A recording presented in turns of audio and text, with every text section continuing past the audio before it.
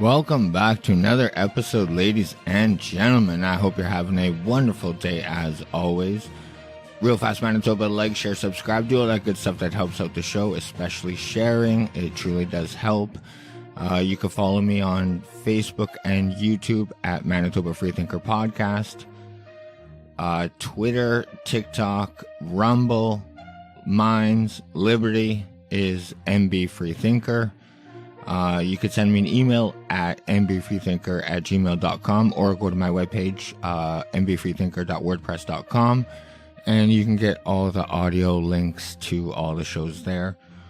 Or you can go to any podcast player and find any of the audio-only links there. All right, Manitoba. Just like the name of the show says, it is a bad day for justice in Manitoba. In case you guys are unaware,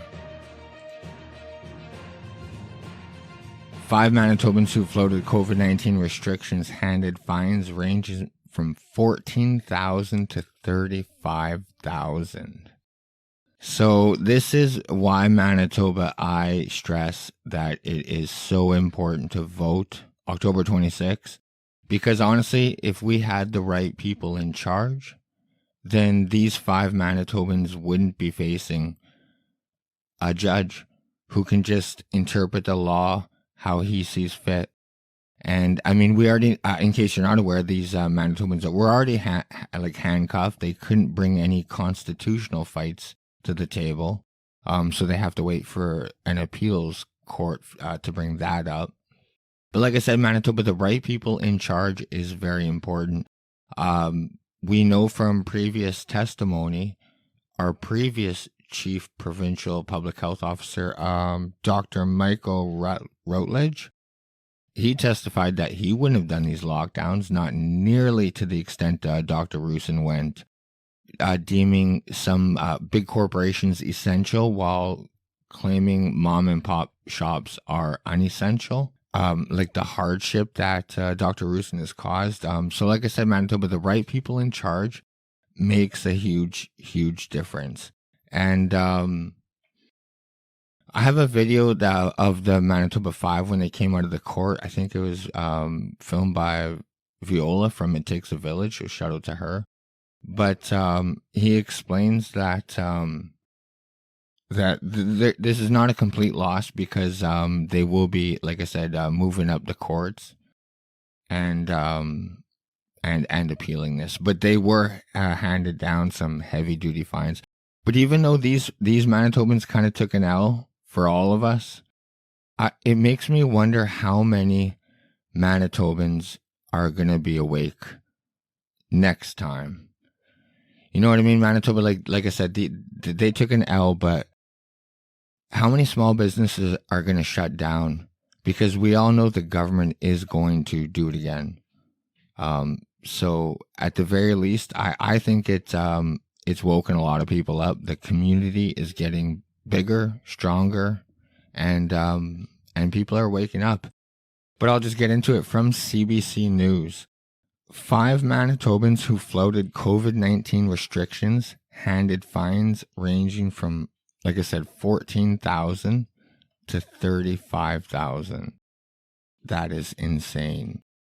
Defendant showed, quote, no expression of insight or remorse, judge says. A Manitoba judge has imposed fines totaling almost $100,000 on 5 people convicted of repeatedly violating public health restrictions meant to limit the spread of COVID-19, which we all know doesn't work. Patrick Allard, a former candidate in the provincial Fort White by-election and an opponent of COVID-19 restrictions, received the highest, totaling nearly $35,000. Allard had received 14 tickets, more than all the others. He also broke the conditions of his release from police custody, unlike the other 4. Good job, Patrick, my man. Amounts for the 4 other defendants: Church of God Restoration pastor Tobias Tyson, Todd McDougall of WHAM, Winnipeg Alternative Media, Sharon Vickner, and Gerald Bohemier, ranged from more than $14,200 to nearly $19,000. So in total, all the fines added up to, like I said, nearly $100,000. All 5 defendants received multiple fines for repeatedly breaking limits on outdoor public gatherings in 2020 and 2021. They have, quote, no expression of insight or remorse for their involvement, Provincial Court Judge Victoria Cornick said Thursday. Quote, a message must be sent that public health orders are meant to be respected, end quote. This is what it is, Manitoba. It's just a scare tactic. So, at least they have 7 years to pay these insane fines. Like, what other crime in Manitoba would amount to a $35,000 fine? Besides fighting for freedom, besides talking, is that the only crime in Manitoba that amounts to such a heavy fine? Supporters of the defendants packed the courtroom with more standing in the hallways outside. The judge thanked those in the room for their patience, saying it was, quote, emotionally charged issue. A loud cheer and clapping erupted from the supporters in the hallway when the defendants left the courtroom before security officials quieted them. Speaking to reporters outside the court building, Allard said he felt no remorse for the offenses that led to his fines. Quote, I'm never one to shy away from the truth and what my real feelings are, he said. Each individual was given multiple fines for offenses over a number of months. In each case, Cornick gave a reprimand for the first offense, with progressively higher amounts for subsequent offenses. One of Allard's fines was $5,000. Damn. The Crown has asked for fines totaling between $18,000 and $42,000 per person, plus costs and surcharges, because they're fucking dirty lawyers. Of course they would. Because the 5 had organized and spoken at rallies and urged others not to follow health orders, defense lawyers asked for reprimands and no fines. They weren't breaking windows. They weren't rioting in the streets. Alex Steigerwald, who represents all the defendants except Allard, told the court on Wednesday.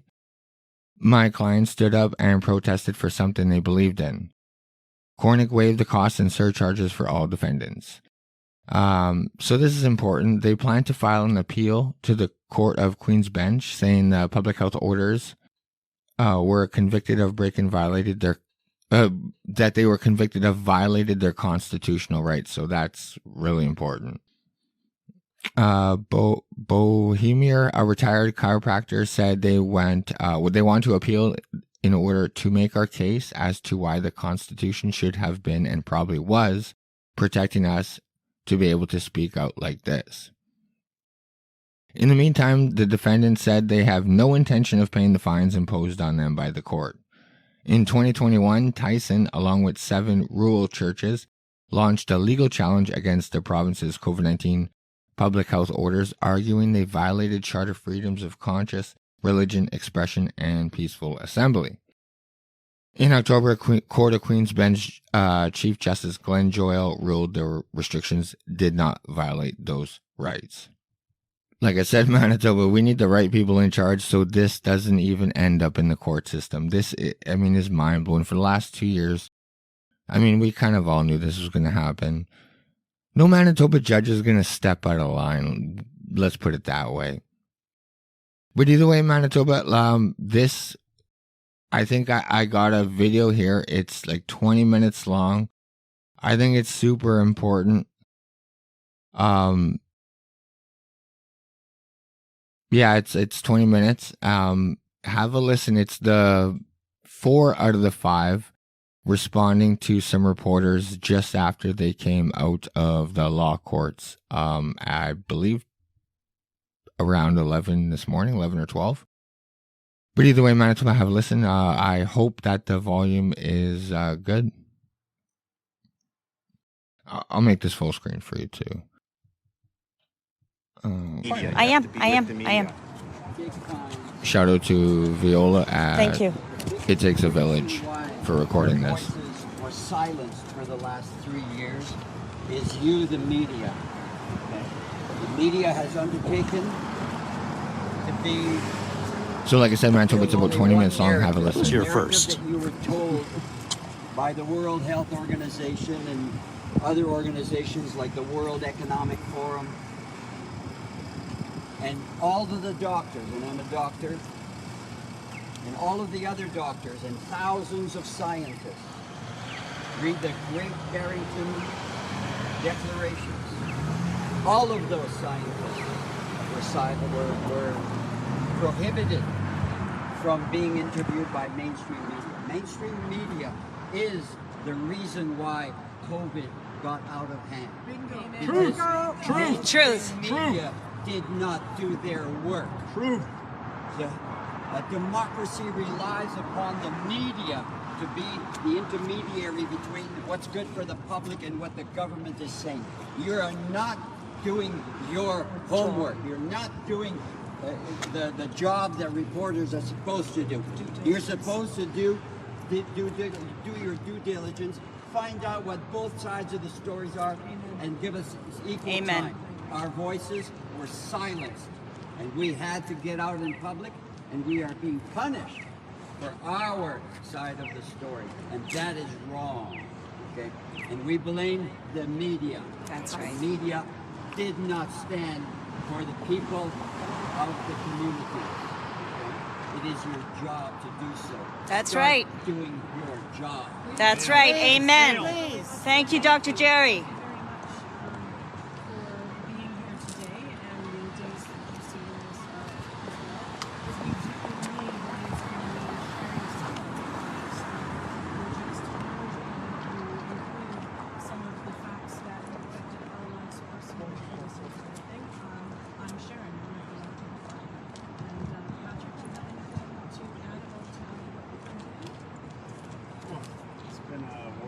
For the past 2 years or so, and I was saddled with $34,000 in fines today. I've taken the lead charge in that. Some of the others got $18,000, $19,000, $14,000. I guess I was singled out because I continued to protest after my bail release, although I didn't breach my bail conditions.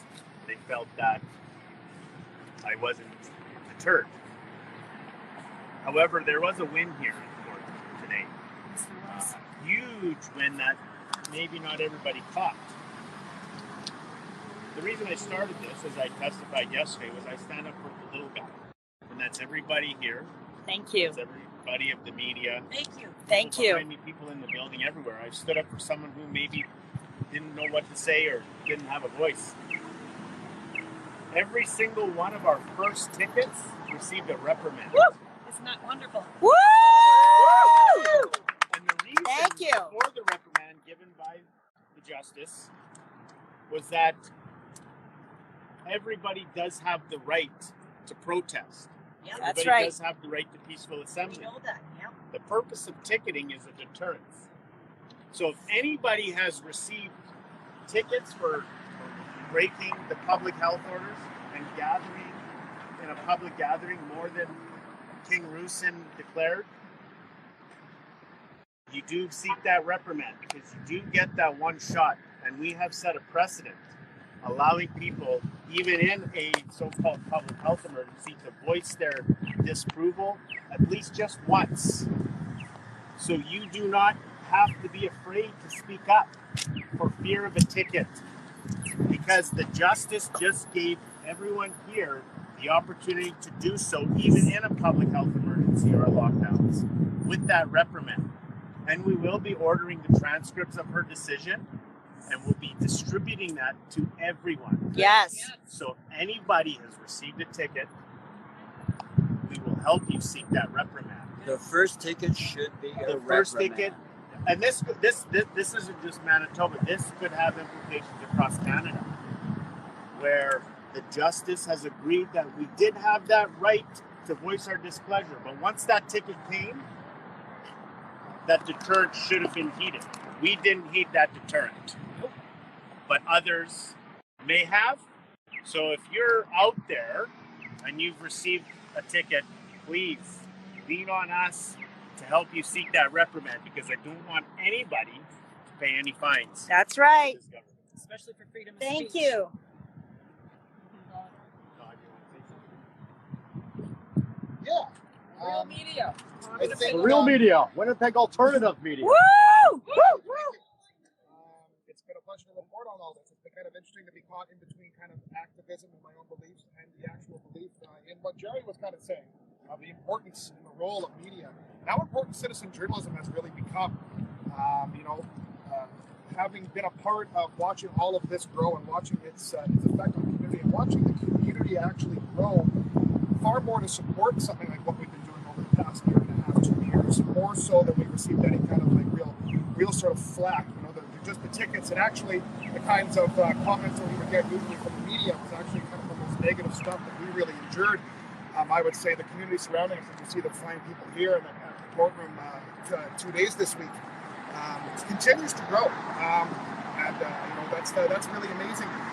I want to point out that I think it's really incredible that so many of the things that we said going back a year and a half ago, like what would become the harm to children, on most of your guys' television or radio stations right now is littered with commercials of the people talking about how they need to start new programs, they need fundraising, they need to organize to assist in all the harm that was done to children in these past 2 years. You can't turn on a radio station or a television station or open up a publication anymore without hearing and seeing that conversation right there. Without apology, but right there. That is what we warned about a year and a half, 2 years ago. I left a job in childcare because of seeing that happen right in front of me.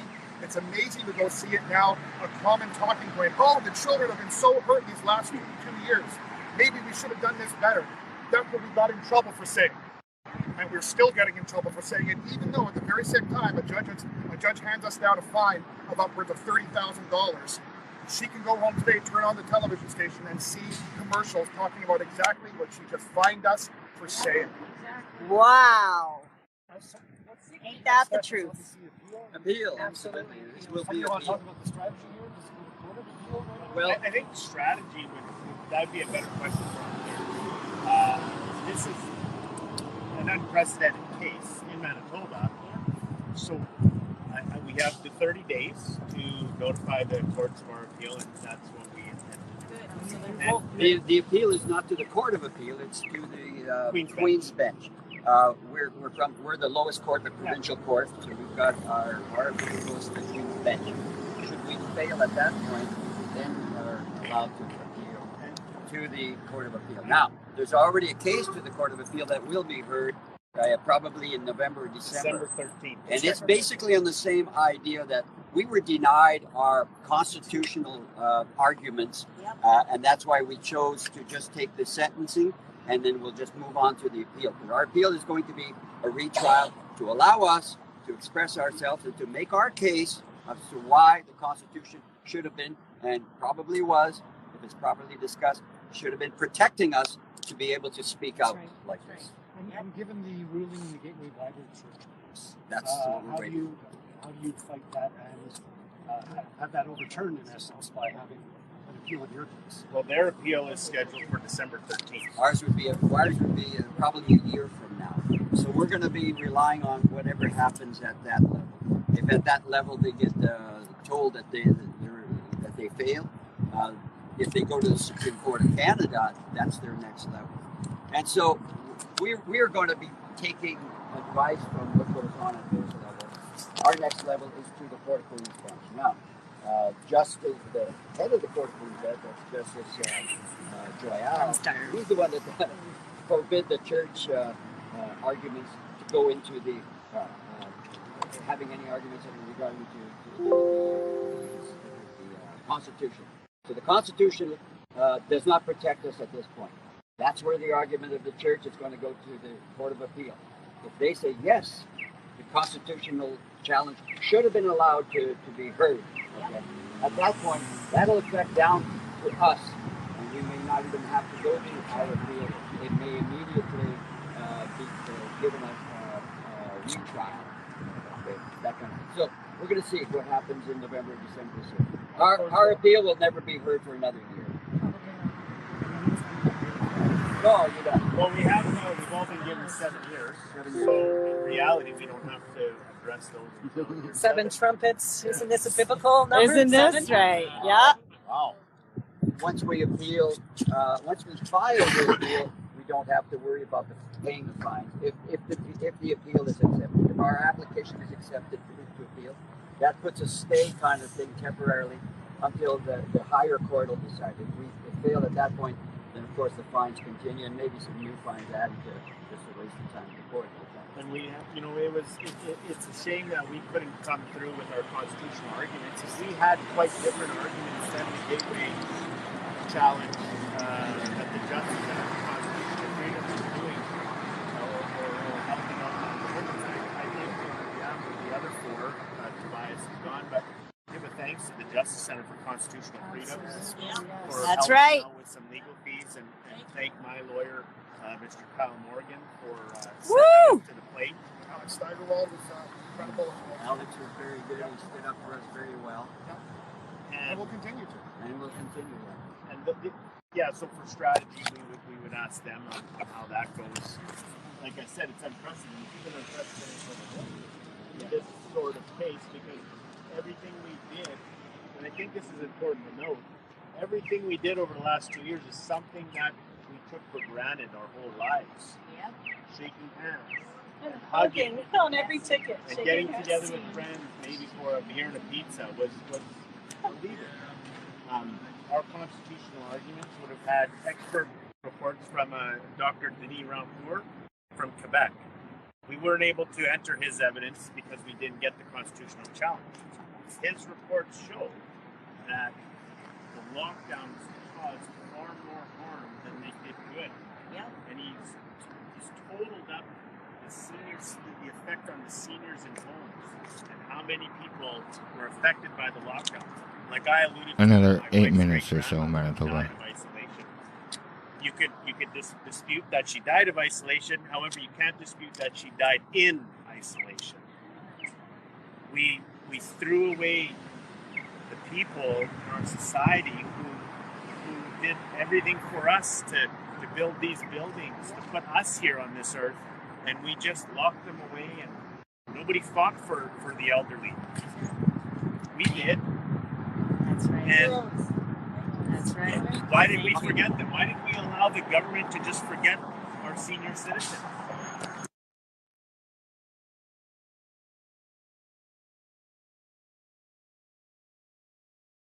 Their cries for help, their despair, they went unheard. In the hospital or a care home. You might feel that, and when that does happen, you can come to us and we will help you and give you support and give you the tools that we've learned and who to talk to in the government to try to get in to visit your grandma. But that shouldn't even be an issue. That's right. That's right. I don't want anybody to die alone. No, that's the worst. And that's what got me going.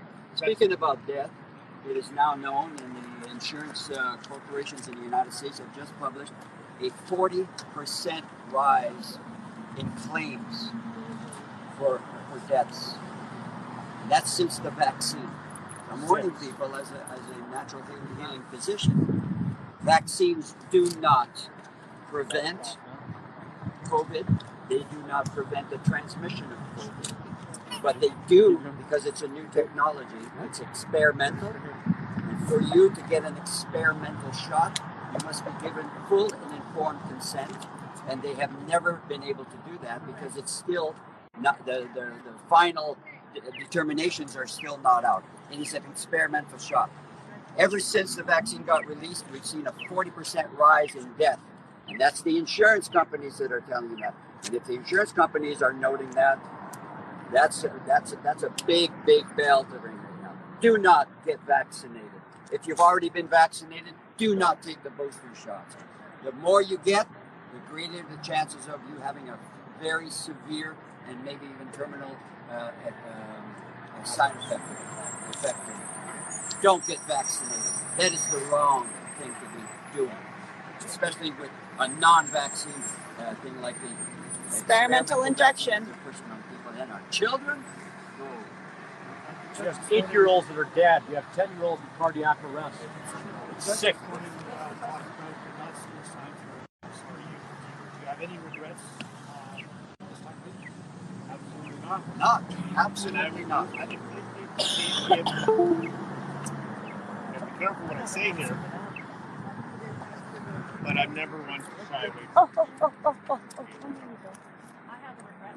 my only regret that I didn't go farther. Yeah. I'll see you guys back. And I didn't. It wasn't loud. Yeah, like I just mentioned as well too.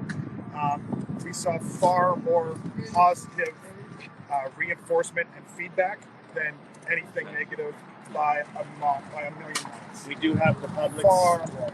I think we have the public. It's shifting. You know, we have the public support. In Quebec, they asked people who are double vaccinated, "Are you going to get a third shot?" 69% of people said no. That's right. In March 2020, April, May of 2020, 75% of the population wanted more lockdown. Now we have 70% of the population saying they don't want to take another vaccine. Finally. These are statistics. These are polls that people rely on. The public Opinion is shifting. shifting.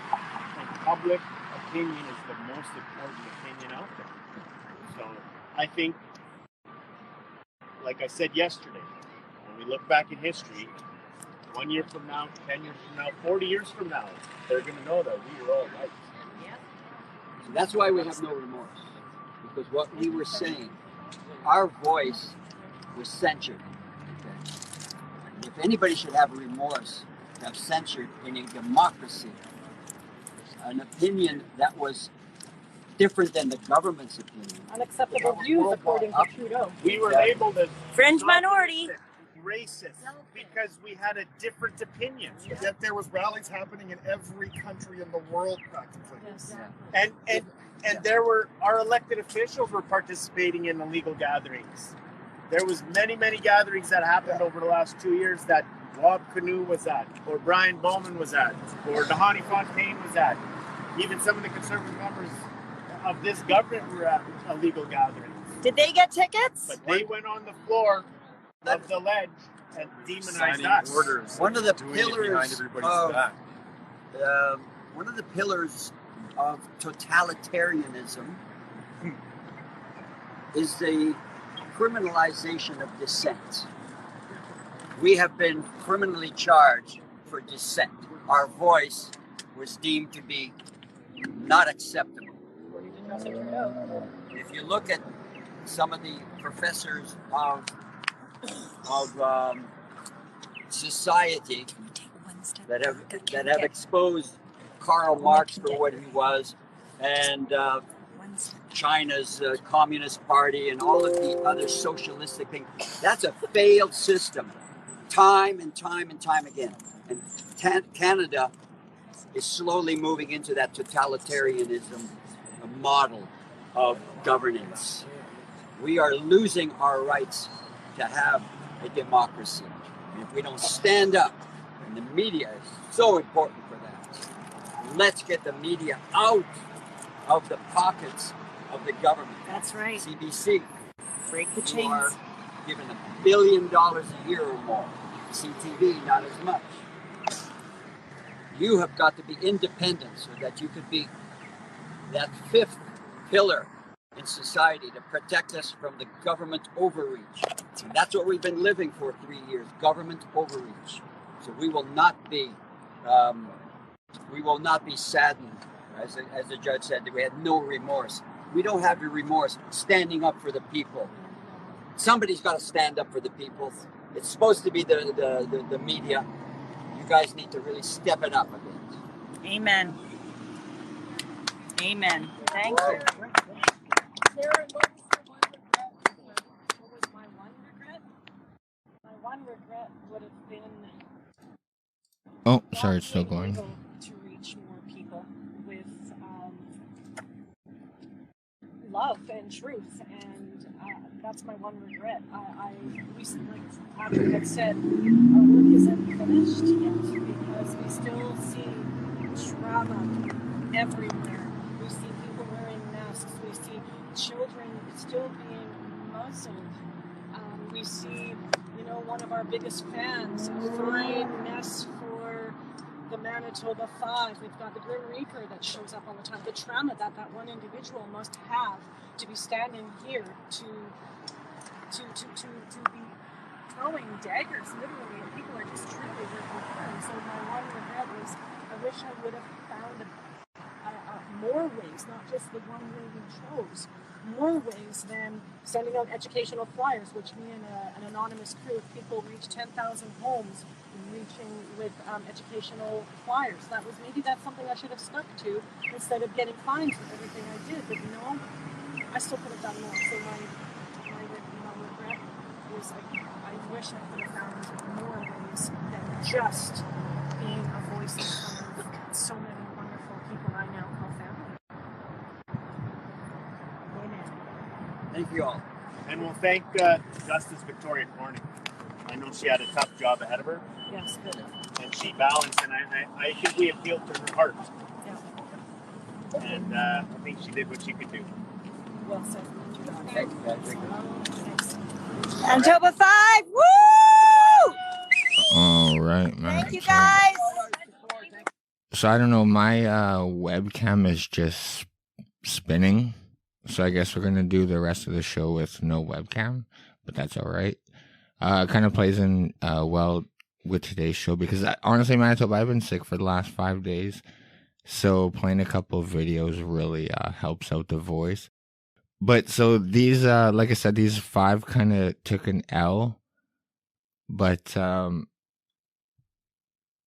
like two blocks over, more L's for Manitoba. In case you guys aren't aware, ever since the Freedom Convoy, one encampment in front of the ledge popped up, the north side, I believe. And then when the residential schools, the burial plots became public, the one on the east, this one popped up as well. So it's been there. It's been there for like a year. But they originally were given a like I said, this is 2 blocks away from the Manitoba 5 coming out of court. These guys are waiting essentially to be handed another eviction notice. They were supposed to be out, I believe, on Tuesday, both encampments. But they were they were given an extension until Friday. So I was there earlier today. I'm going to play you that video. But the great grandmother in charge, the great grandmother bear who comes like the wind, that's what Danko Maka Kai Pe Tashedi. I apologize for butchering that name. She's the clan mother in charge, and she talks very quietly, so it is hard to hear her on the video, but I did pick up everyone else speaking. But like I said, earlier when I was there today, they were waiting to be handed the eviction notice, which should happen Friday. Sometime they should be out, and they do not sound like they are going to leave. From CBC News, Assembly of Manitoba Chiefs calls for a dialogue as eviction of legislature grounds camp postponed. Like I said, a couple of days. A First Nations leader says a group of people encamped at the Manitoba legislature grounds have been given a reprieve from eviction until Friday, but says the forced dismantling of a sacred fire there is patronizing and oppressive. Assembly of Manitoba Chiefs Deputy Grand Chief Cornell McLean says the people behind an encampment on the east side of the grounds, which was set up more than a year ago after the discovery of suspected unmarked graves at the sites of several former residential schools, has been given an extension to dismantle their encampment. I mean, it's 2 days, Manitoba. Last week, a statement from Manitoba Justice Minister Kevin Gorton's office said while rallies and protests are allowed on the grounds, encampments are not due to concerns for the safety of staff, visitors, tourists, and other protesters. That's just government talk.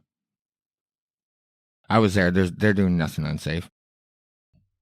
So the encampment was previously told by the provincial government to pack up and leave by Tuesday at noon without any consultation. So, like I said, they are told to be gone tomorrow morning. I do know some of the Treaty 1 chiefs. I'm not sure if they're actual chiefs or just representatives were there. I'll play you the video. They said they are going back tomorrow, I believe around 11 or 12. But it doesn't sound like they want to leave. So whether you agree with them or not, I don't know a whole bunch about it. Like I said, I do know they're standing there in response to the residential school burial sites. And I know some people are saying whatever about that. There's people on board and there's people saying they're not true and they're just graves. They're not mass graves. But either way, I mean, the shit that these parents went through back in the day, just put yourself in their shoes. Like I said, I did this show like a year ago. Could you imagine a school teacher telling you you're not allowed to see your kid? A fucking school teacher taking your kid away. That's what these parents went through. You know what I mean? So like the shit that they went through, Manitoba, step up. Like, let's get to the bottom of these graves. I feel for them, man. Whether, like, let's just find out.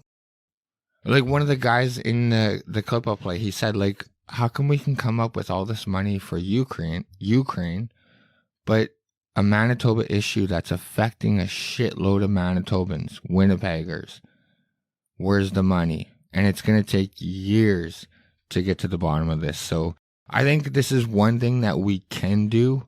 I don't know if this is like in lines with reconciliation or whatever, but this is like some sort of gap we could bridge. Like everyone can get on board with this. Let's just find out the truth. Like who the fuck is on board with I'm not going to stand behind these crazy fucking Catholic schools that kidnap kids, that were abusive to First Nation kids and white kids, man. Like, they were fucking crazy back then. But either way, Manitoba, so like I said, it's hard to hear for at least the first minute, but give it a chance. And man, these people aren't playing around. I don't think they're leaving. So I don't know. I'm gonna stop talking before I lose my voice because it's hurting. But either way, Manitoba, have a listen.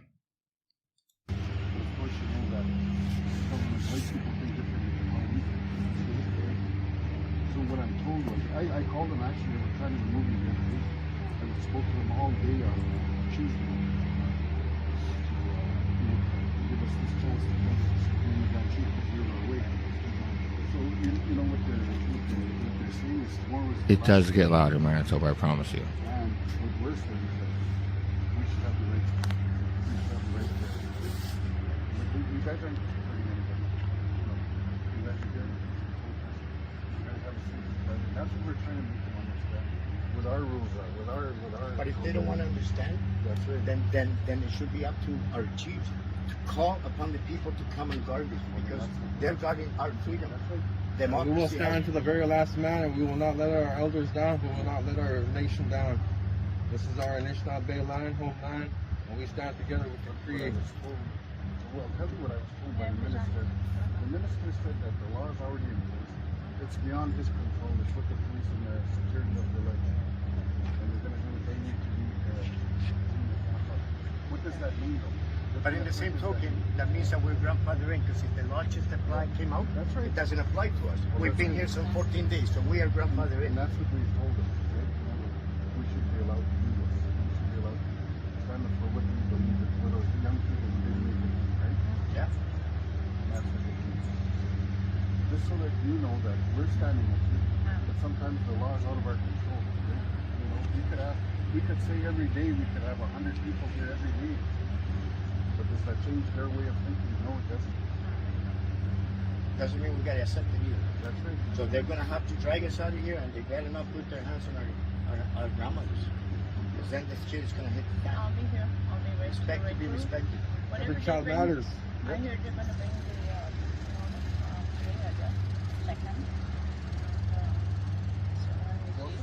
I guess it'll give us whatever time, but we still stand the same. Yep.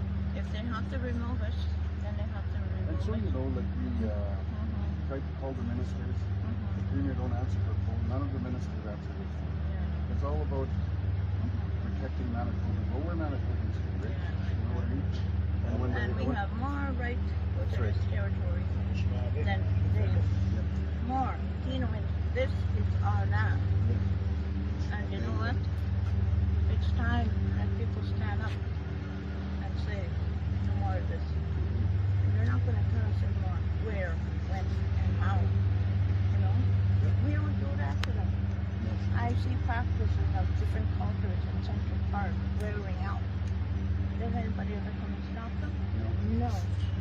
But us, as soon as we do something, we're always in the wrong. And that's all we're saying. So, whatever we have to do to protect, and however they're going to, try to set put it out for the way. So, yeah, that's what we said at the beginning.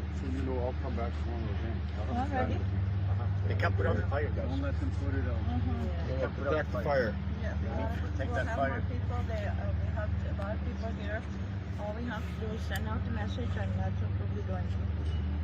Change your names. We're going to stand here and get our first support. So whatever happens will happen. Did they ever come here at all? The people here? The legislature, did they ever come and Rob Canute brought us to Canada. Some sticks. Rations. Yeah. I guess the government. Nobody else? They never sent anybody here? Never, right? No. You never came. Not even the AMC or the Southern Chiefs either. Well, if you're gonna be here tomorrow and see what's gonna happen, Yeah. We support that. Rob is the one that kept the fire going through cold months. This man, through winter, Yeah, little girl for them over to there. come and put it out. Gabrielle, that little woman over there, she helped them, and there's another one, but she's gone up north. Through the cold winter These months. people sacrificed a lot this winter just for some white men to come and put out their fire. This is our fire. I'm a sun dancer. So they're gonna have to drag me out of here, or you guys gonna have to bring some body bags. But the shit stops here. For me, it stops right here. Otherwise, next time they're gonna go more and more. Now we stand our grounds and say, no, you don't touch that fire. Look, these churches that committed crimes against our people, they're still going. We can't practice ours. We can't practice ours, but there's churches all around here doing their shit. Nobody's touching the fires. Nobody's touching our cooking, man. Fuck that shit. We're saying, refugee, then we're okay. I'm just wondering what we would like to do with everything here. What would be a resolve? How could we resolve things with you guys? Leave us alone. Leave us alone. You know what? Just allocate this area for this, and that's it. If you But listen, what do we want beyond that, though? but look That's at what my question. his demands are this. What do we want Until beyond the that? last grave, is dug, We'll support that. we'll leave. So if they get their shit together, like when they're moving the war machine to go fight in fucking Ukraine, that they could come up with millions and millions, come up with the money, and let's get this done in the next week. Then we go home. But if you're gonna drag your feet for another 2 years uncovering the graves, then we're fucking here for another 2 years. Oh, exactly. Exactly. You know what? Like Rob said, the fire began. So it started off at 215, and I'm going to make the count as of today. And tomorrow, I just won't have time. And 1998, there was so much happening. I came from my community, and I drove to my car. And up the steps in the night. Forget our laws are already here. Right to the doors, and I had my pipe. I smoked my pipe, and I pointed it in that direction. And I called out to the doors. And I didn't know it was going to take this long. But tomorrow, before all this begins, before they start tearing us down, I'm going to walk over there, and I'm going to do what I have to do again. Yes. And I will do. And as warriors, we will make sure that we will stand up to violence, that we will stand up to our bullies. We will not be pushed around no more. We will not let our elders be harmed. Exactly. Yeah, I was sitting in, at that time when, what's his name, he was on that, sitting there in Parliament. And I know that tapes are going. He called me. But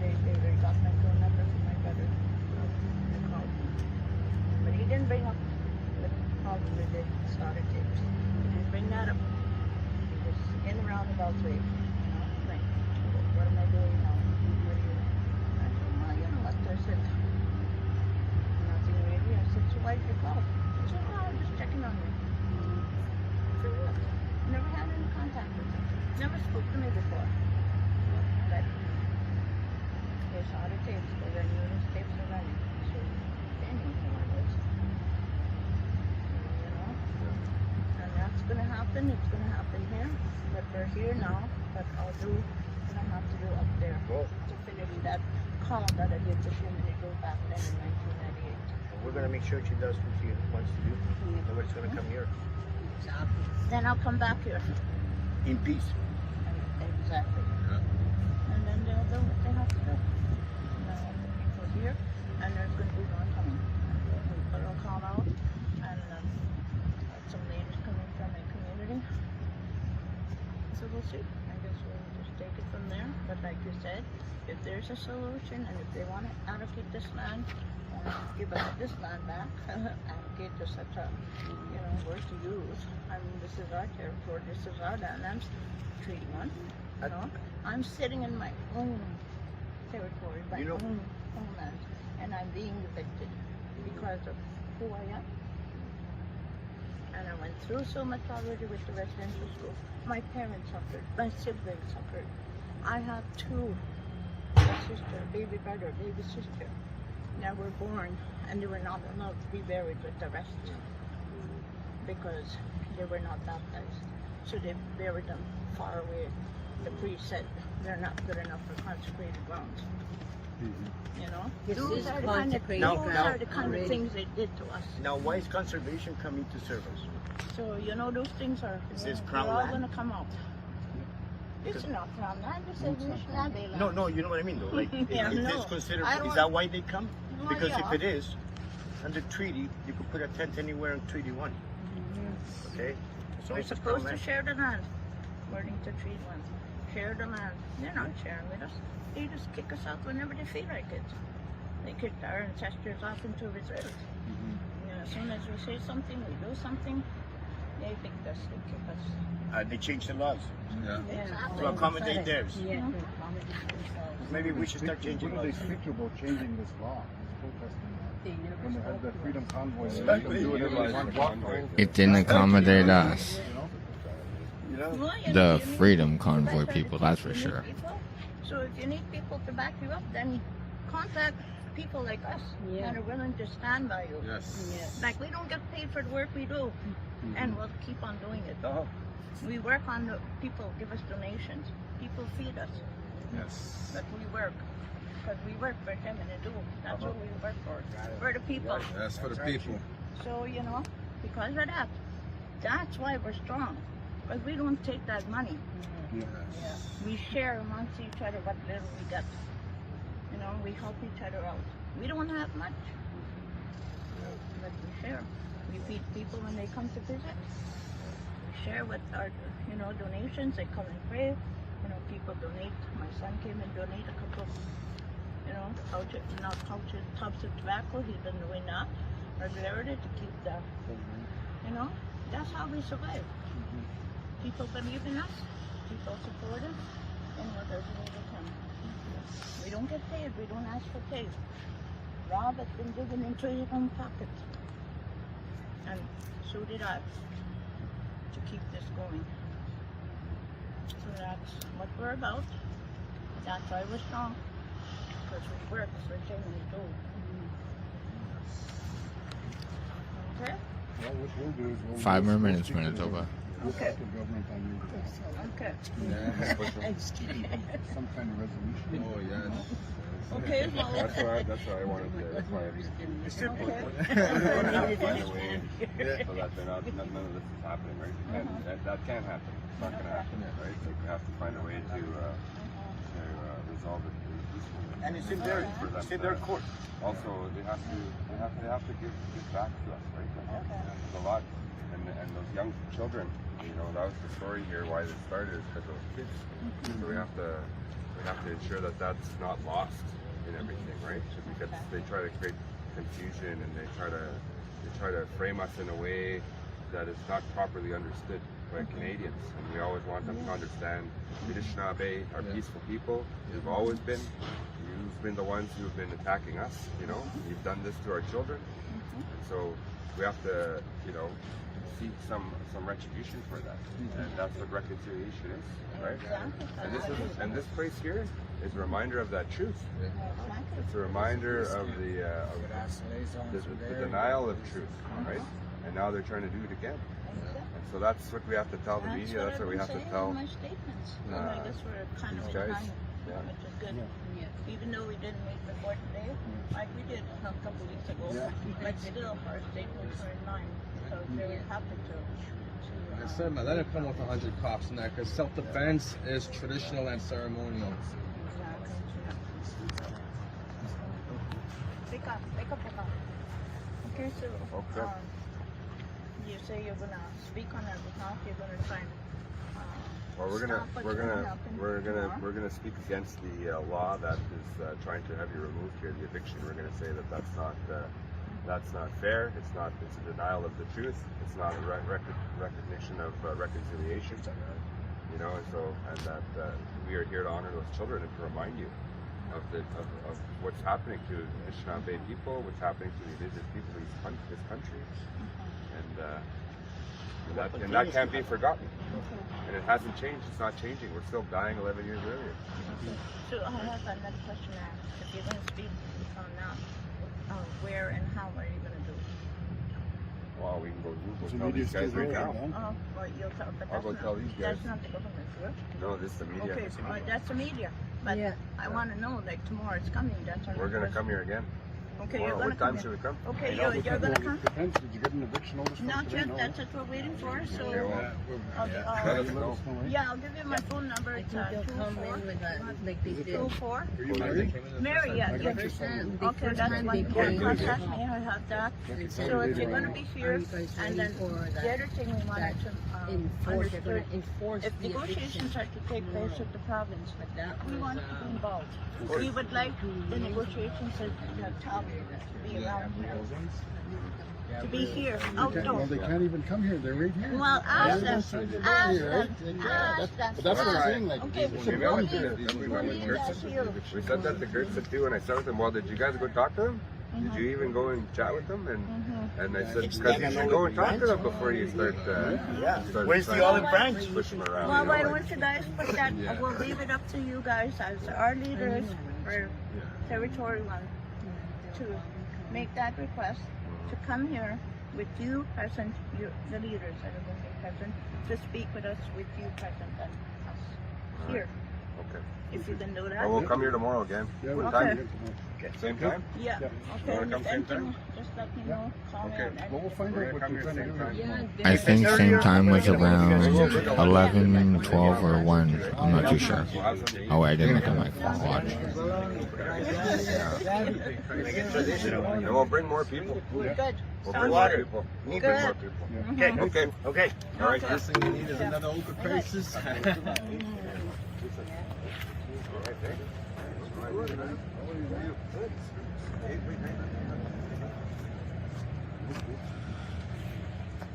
All right, so like I said, it does not sound like they are going anywhere tomorrow. And they're like, why haven't Gortson, come out and talk to them or this or that? In case you're wondering, Manitoba Justice Minister wants people charged with knife crimes to have less chance at bail. What did he do?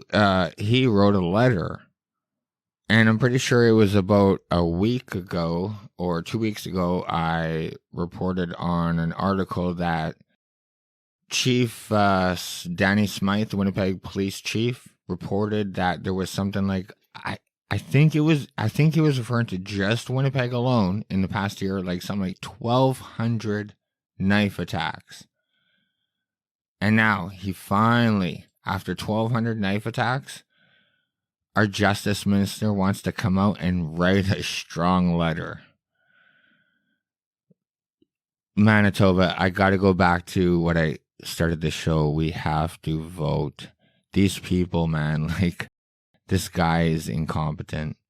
1,200, and like, some of these candidates running for mayor right now are still year in, year out, decade in, decade out, trying to promote for people to come downtown, like walk downtown. It's like, are you fucking insane? 1,200 knife attacks. So to the people at the encampment wondering why Gortson hasn't confronted the situation in real time, he's gonna need a lot more than one event. I mean, he thought he solved it when he because of the Freedom Convoy, and he put all these rules in place about no encampments, no vehicles, no fires. So honestly, we'll see. I don't want to see any violence, but we'll see what happens tomorrow. I don't know if I'll be able to get down there live, but I'm sure it's going to be in the news. I'm sure it'll be all over our social media. But either way, Manitoba, I'm going to get my